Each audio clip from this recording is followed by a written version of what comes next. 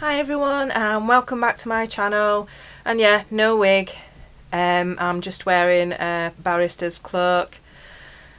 So, next witness in the Casey Anthony trial. It is Karen Carsberg Law. She is a trace evidence examiner at the Orange County Sheriff's Office. She is submitted as an expert in the microscopic evidence of hair. Now, this testimony is it starts off quite interesting, and then it's just, I don't know, I've opinions on hair analysis because, as we find out, it's not a definitive way of identifying anything. So I'm kind of on the fence with it. So after the state submit her as an expert, Baez now wants to do a voir dire of the witness, which is a preliminary examination, as he wants to inquire about her training. So once that's done, she's admitted as an expert and the state can continue with their questioning. So we start with the history of hair examination, which has been done in the FBI since the 1930s. Hair analysis is done in 3 stages, which is collection, identification and comparison. Hairs are not a means of positive identification.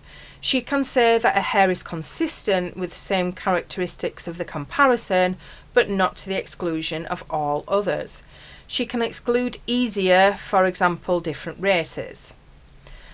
She can determine the racial characteristics that are present. The root appearance will tell her how the hair is removed from the body, if there's evidence of disease, damage or artificial treatments, and most importantly, if it's consistent with a known sample. An opaque root band that is elongated shows decomposition. An experiment was also discussed in a forensic science journal, where they took hair from living people and left them out in the summer and winter, and it showed no changes. So now they do a talk on human hair roots and banding, which I show in a picture. So a stretched hair root has been forcibly removed. A clubbed hair root has been naturally shed. Clubbed roots don't show any signs of decomposition. They are not affected by decomposition. They are not as vulnerable. It's a visual assessment of the characteristics that are present. There's no measurement for decomposition. With regards to training, to be able to recognise post-mortem root banding, they have a reference collection that exhibit characteristics of either post-mortem root banding or the later stages of decomposition. This is the first case where she hasn't known if the hair samples were from a deceased individual or not. Karen was given evidence in the death or disappearance of Kaylee Anthony. They then go through evidence bag identification, checking to make sure her name and initials are on there. She received Kaylee's hairbrush and comb and found the brush to have a good hair sample. In some of the items, Karen found human hairs. In total, she found at least 11 or more. One of the hairs had characteristics of decomposition. The hair she examined, she found it was a Caucasian head hair. It had characteristics of apparent decomposition. It had darkened root bands, which matches a post-mortem band. It was light to medium brown and 9 inches long. None of the other hairs had post-mortem banding. The hair was similar to the one hair comparison she had from Kaylee's hairbrush. Obviously, she cannot say definitively it was hers. Karen preserved the portion of the hair and sent it for mitochondrial DNA analysis. So that's as far as she can go. She can say it has characteristics, it's a comparison, but not definitive evidence. So the cross-examination. Hair examination have never been a positive way of identification. Karen is now handed a copy of the National Academy of Science report. Karen has seen parts of it, the parts that relate to her field in trace. She says not all the members of this report were scientists and some were of different disciplines. This report contains criticisms on the benefits of hair analysis. The majority of them were about the limitation of the discipline as opposed to the actual discipline. Identification cannot be done without DNA analysis, which Karen agrees with, because hair examinations are not unique to an individual, so DNA analysis does need to be done alongside. So we now go into a proffer. Baez brings up an old rape case where someone was convicted based on hair analysis, where the perpetrator was identified solely by their hair analysis. The conviction was later overturned due to the Innocence Project when they conducted mitochondrial DNA analysis, which overturned his conviction. This is why the report was done, and the mitochondrial DNA analysis is now done alongside hair analysis. So there we go. The judge tells Baez he cannot reference any other cases in his cross-examination. So now we go back to the cross-examination.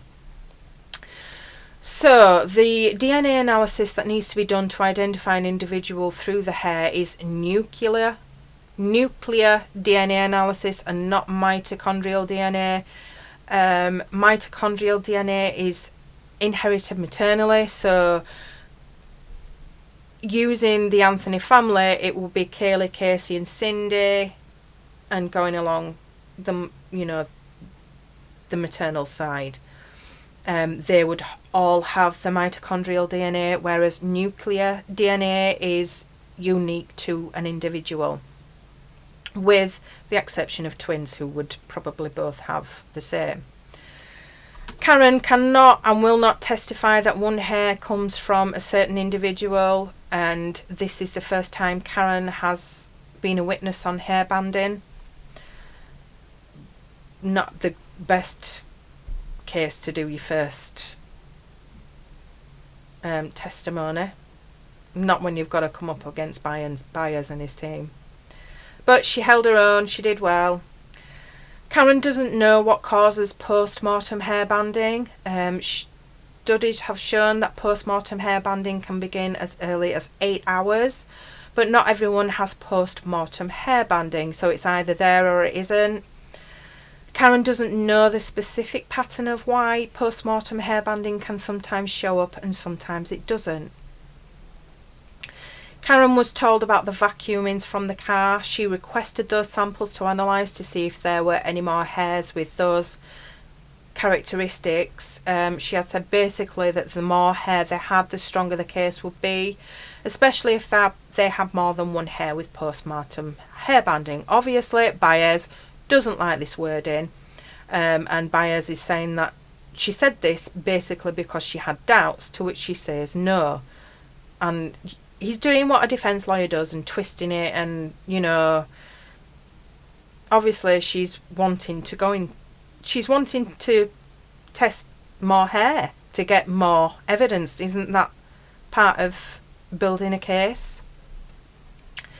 So the hair she received on the 1st of August had no post-mortem root banding. She did another report on the 6th of August of the vehicle liner, etc. None of the hairs showed post-mortem root banding. 13th of August, she was given multiple items of clothing of cases. The results are sustained from being read out, so we don't know.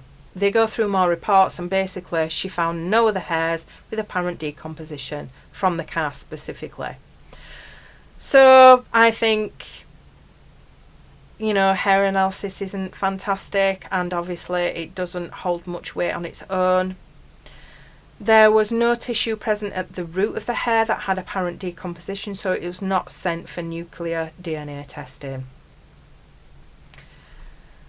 The hair she tested, this is the redirect, the hair she tested was not naturally shed.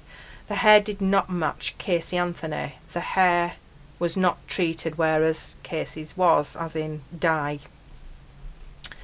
The recross, even to this day, Karen cannot say that the hair came from a dead body. All she can say is that it had characteristics. So yeah, it doesn't hold much weight really. I mean, she's an expert in her field. She can say it has characteristics of post-mortem banding, but that's as far as it goes. So I'll be back with more, as you know, in the next video. So bye for now.